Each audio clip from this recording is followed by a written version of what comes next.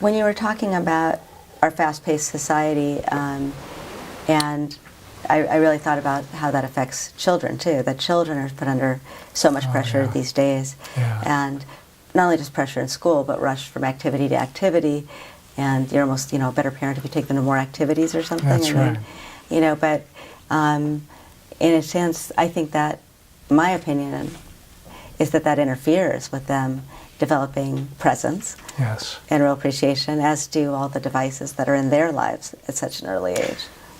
And again, what is it in the service of? What is dragging them from activity to activity in the service of? Too often it's in the service of making them into good little students who will get into that correct college or school or what have you. That is a very admirable aim, but doesn't it get a little obsessive sometimes? I mean, maybe they'll get into those places more organically too, through developing more of an inner life and having more time to appreciate things, to be in dialogue, rich conversation, to reflect, be creative. One of the, I guess you could say, advantages, many people would also say probably sadnesses of my life, and it was mixed, was that I was alone a lot after my brother died, and alone in my room, and in a way it was an impetus to take off with my imagination.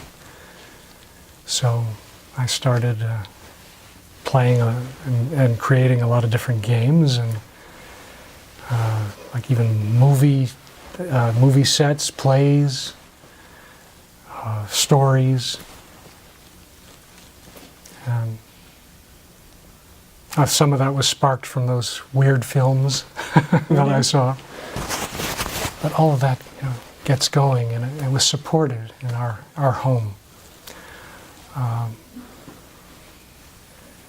It's not only taking the kid from activity to activity, it's a kind of insulating that a lot of the kids get burdened with today.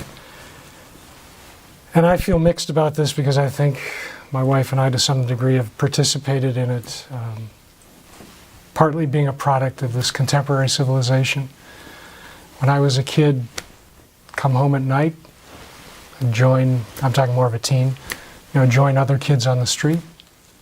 We'd play cops and robbers or something like that. Talk about awe. Cops and robbers, a couple of kids guarding the garage was the jail. 5, 6 kids scattering out into the neighborhood. And a couple other kids, the cops, searching for those kids, and they had to tag them, and then they go into the jail. What great fun that I had in the mysterious night, in the dark. Scary, but a lot of fun.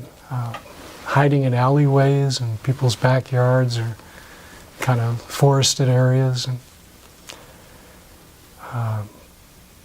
not being able to see much at all. Scary but fun. Activating the imagination.